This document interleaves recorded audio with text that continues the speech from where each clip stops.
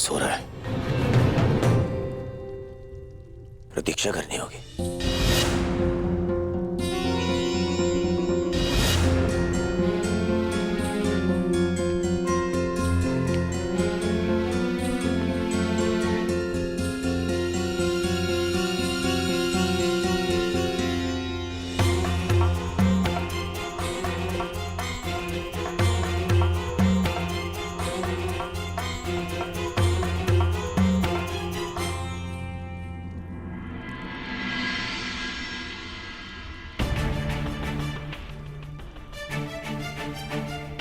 माधव विश्राम कर रहे हैं,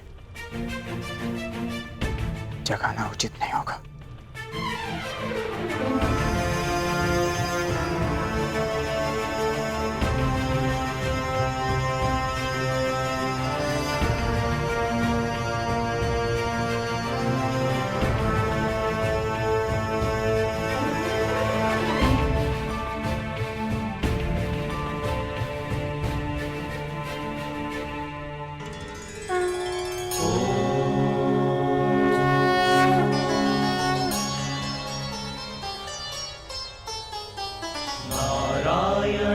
नमस्कृत्य नरं चैव नरोत्तमम्। अरे अर्जुन, 1 वर्ष किन्नर क्या रहे, तुम तो क्षत्रियों के लक्षण ही भूल गए। केवल समर्थन पाने के लिए तुम क्षत्रिय कुल का अपमान कर रहे हो। तुम तो धरा पर बैठ गए ऐसे। जो इस धरा के स्वामी हैं, उनके समक्ष ब्राह्मण क्या और क्षत्रिय क्या।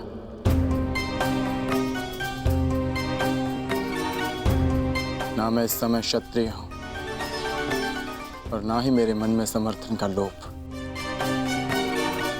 मैं तो केवल इस समय एक भक्त हूं जो अपने आराध्य के चरणों में बैठा है।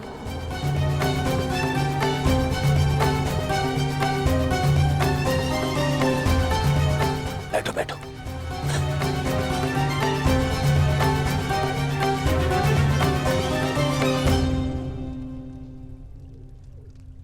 माधव,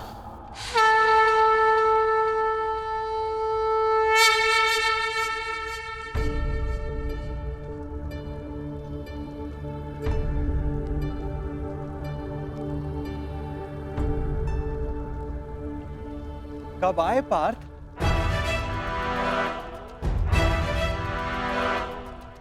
मुझे तो तुम्हारे आने का भान ही नहीं हुआ। आप विश्राम कर रहे थे माधव, इसलिए जगाना उचित नहीं समझा। और तुम नीचे क्यों बैठे हो? इधर आओ, मेरे समीप आकर बैठो। माधव, मैं यहाँ आपका युद्ध के लिए समर्थ। अरे ठहरो, यहाँ पे पहले मैं आया तो समर्थन मांगने का अधिकार मेरा है। अरे दुर्योधन, तुम भी यहाँ हो? आश्चर्य। आश्चर्य है? आश्चर्य तो मुझे हो रहा है। मेरे आने पर तो आप उठे नहीं, और अर्जुन के आते ही आपकी नींद खुल गई।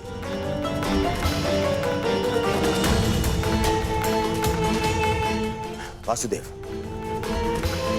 मैं यहाँ अर्जुन से पूर्व उपस्थित हुआ हूं, इसलिए समर्थन मांगने का अधिकार पहले मुझे मिलना चाहिए।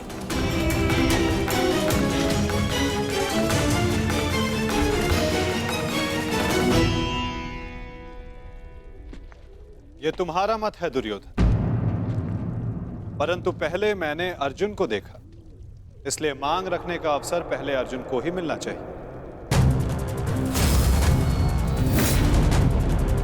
यही धर्म है। परंतु नियम यह था वासुदेव कि जो द्वारका पहले पहुंचेगा, आपका समर्थन उसी को मिलेगा। और मैं अर्जुन से पहले यहां उपस्थित हुआ हूं।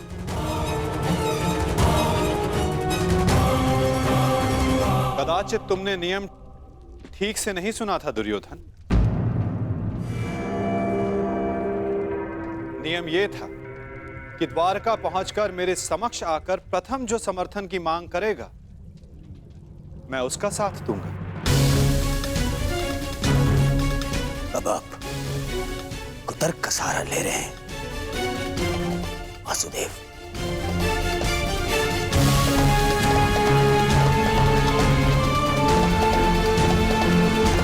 जानता था मैं कि आप पक्षपात अवश्य करेंगे। आरोप मत लगाओ माधव पर।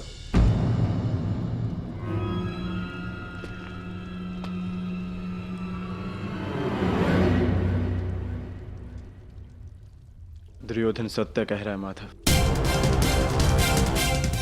मुझसे पूर्व ये यहां उपस्थित था, परंतु आपके पीछे बैठने के कारण आप इसे देख नहीं पाए। इसलिए समर्थन का पहला अवसर दुर्योधन को ही मिलना चाहिए।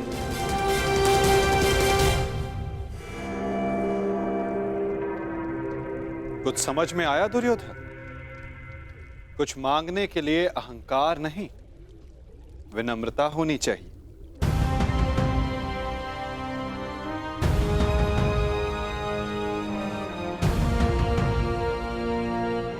कहो, क्या चाहिए?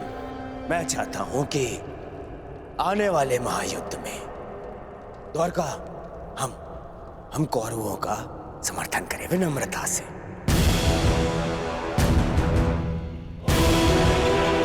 अपनी मांग पर अड़िग हो? हाँ, अड़िग हूं। मेरी यही मांग है। मैं चाहता हूं कि महायुद्ध में द्वारका हम कौरवों का समर्थन करें। ठीक है, तथास्तु।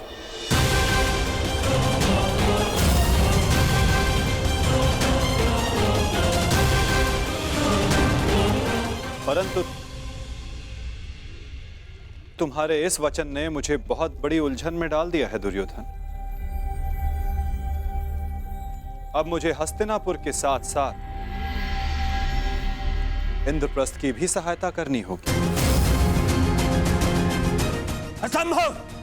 यह असंभव है। ये पक्षपात है। परंतु तुमने यही तो मांगा है गांधारी नंदन। मैंने वचन बोलने से पूर्व अपने मन की तुला पर उन वचनों को तौल लेना चाहिए दुर्योधन।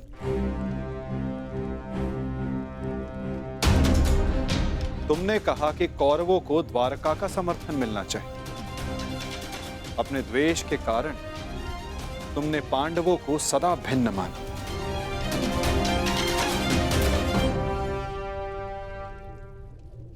परंतु नीति अनुसार हर कुरु संतान कौरव है और पांडव भी उसी कुरु वंश के हैं जिसके लिए तुमने सहायता की मांग रखी है।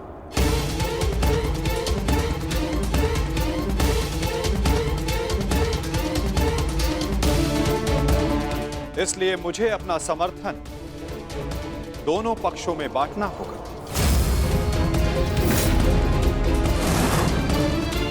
बांटना होगा।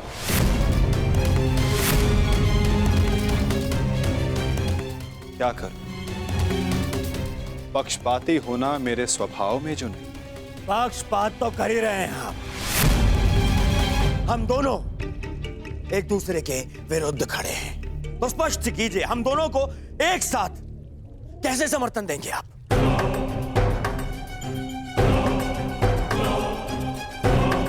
या ये भी आपका कोई छल है?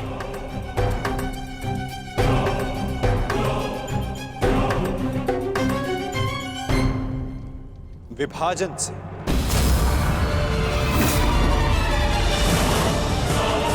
पहली बार युद्ध को टालने के लिए मैंने विभाजन का सहारा लिया था और इस बार युद्ध में सम्मिलित होने के लिए विभाजन करूंगा। मैं द्वारिका की शक्ति को 2 भागों में विभाजित करूंगा।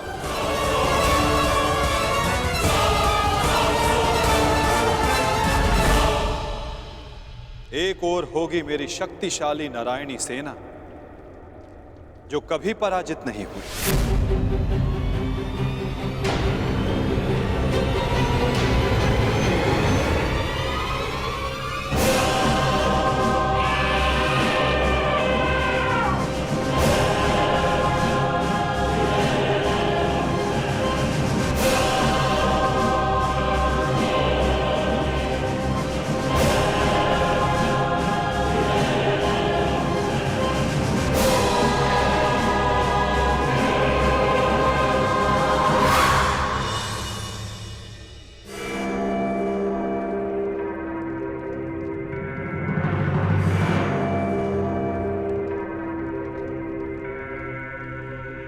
और दूसरी ओर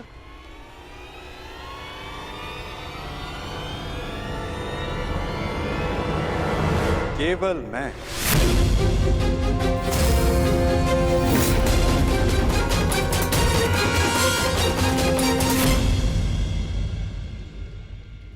अकेला और निहत्था। मैं वचन देता हूं, किसी भी परिस्थिति में मैं इस युद्ध में अस्त्र नहीं उठाऊंगा।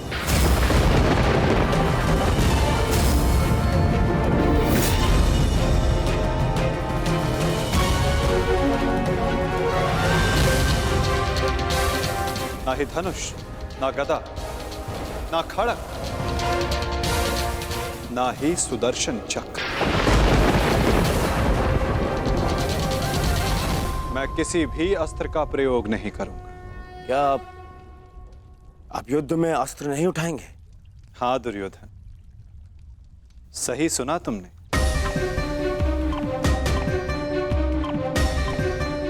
मैंने निर्णय ले लिया है कि मुझे क्या चाहिए। नहीं दुर्योधन, पहले तुम्हें मांगने का अवसर नहीं मिलेगा। क्या? ये मांग कुरुवंश के मध्य हो रही है और अर्जुन तुम्हारा अनुज है, और धर्म कहता है कि मांगने का पहला अधिकार अनुज का होता है। कोई अनुज नहीं है, वो शत्रु है ये मेरा। और आप ने कहा था जो आपके समक्ष पहले आएगा आपका समर्थन उसी को मिलेगा। मैंने अपना वचन निभाया दुर्योधन। तुमने कुरुवंश को समर्थन देने की मांग की और कुरुवंश के लिए मैंने अपनी शक्ति को 2 भागों में विभाजित किया। अब विषय नीति का है दुर्योधन, और नीति के अनुसार प्रथम मांगने का अधिकार अर्जुन को। यदि बात नीति की है तो इस अर्जुन का यहां आना ही नीति सम्मत नहीं है। किसी राज्य का राजा नहीं है वो। राजा तो तुम भी नहीं हो युवराज दुर्योधन। परंतु मैं अपने पिता महाराज धृतराष्ट्र का प्रतिनिधित्व करता हूं, और मैं अपने ज्येष्ठ भ्राता महाराज युधिष्ठिर का प्रतिनिधित्व करता हूं। राजा है? कैसा राजा? 13 वर्ष पूर्व उनसे उनका सिंहासन छिन चुका है, और वही सिंहासन उन्हें मिले, इसलिए ये युद्ध हो रहा है।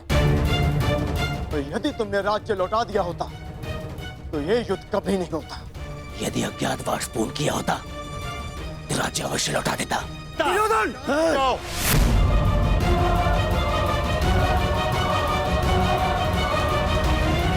पूर्ण किया होता तो राज्य अवश्य लौटा देता।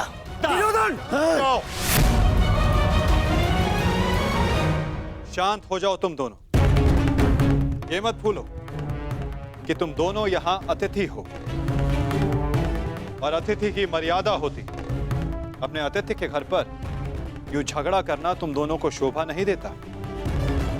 तो जैसा कि मैंने कहा, अर्जुन को प्रथम अवसर मिलना चाहिए। आप चाहते हैं कि अर्जुन को नारायणी सेना चुनने का अवसर मिले। मुझे क्या चाहिए इसका निर्णय तुम मत लो दुर्योधन। माधव, आप अस्त्र उठाएं या ना उठाएं, मुझे मेरे पक्ष में केवल आप चाहिए। मुझे नारायणी सेना से कोई मोह नहीं। यदि नारायण मेरे साथ है तो मेरे लिए पर्याप्त है। मुझे आपकी सेना का नहीं, आपका समर्थन चाहिए।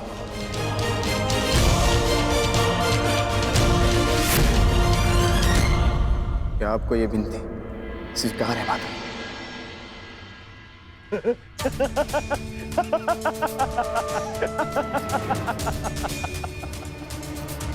अब समझा मैं।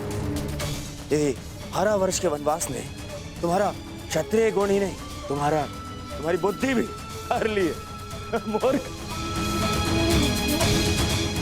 स्वयं मेरे गले में विजयश्री की माला पहना दी तुमने तो स्वयं अपनी पराजय का मार्ग चुन लिया। इतनी विशाल शक्तिशाली अपराजय सेना को ठुकराकर, और तुमने चुना निहत्थे कृष्ण को,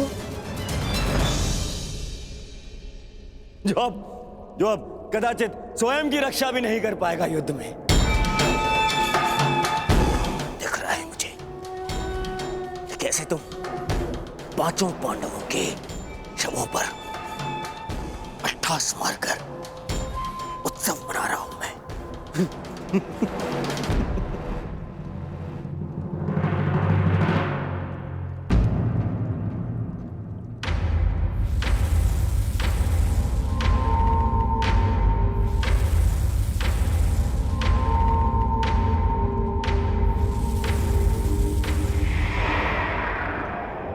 कृष्ण मुस्कुरा रहा है। नहीं, कुछ तो छल है। अब समझा, नारायणी सेना मुझे दे दी, जबकि उसके स्वामी तो आप स्वयं हैं। वो अपने ही स्वामी पर प्रहार कैसे करेगी? उल्टा वो तो हमारी ही सेना को हानि पहुंचाएगी। नहीं, ये छल है ये। नहीं दुर्योधन, यदि ऐसा होता तो मैं पहले ही तुम में से किसी एक को पूर्ण समर्थन दे चुका होता। पक्षपात ना हो, इसलिए मैंने अपनी शक्ति को 2 भागों में विभाजित किया है। परंतु क्या है ना वासुदेव, मुझे संदेह है कि आपकी ये सेना मेरा आदेश नहीं मानेगी। अवश्य मानेगी।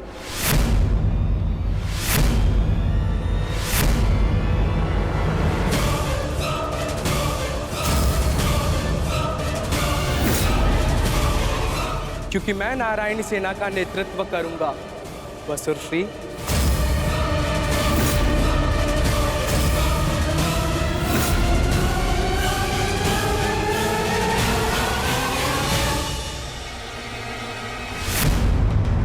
विश्वास पर जीता है, परंतु विश्वास किसका? तनिक सोचिए, किस पर विश्वास है आपको? महापुरुषों की कही बातों पर, ग्रंथों में लिखे ज्ञान पर, माता पिता की सीख पर, या मित्रों के दिए गए निर्देशों पर, या फिर मेरी कही बातों पर?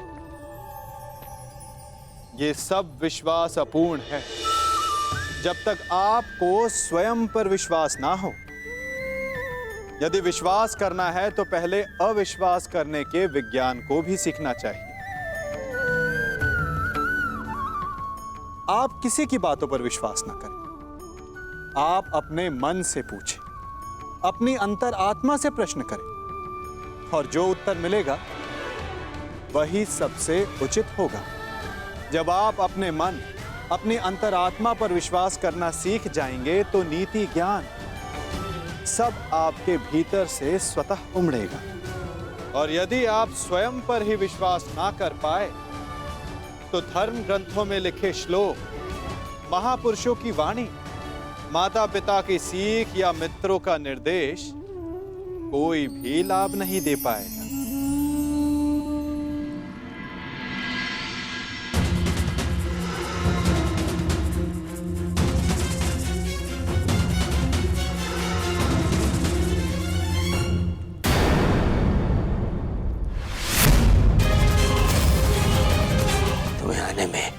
तनिक विलंब हो गया अनुज, तनिक विलंब।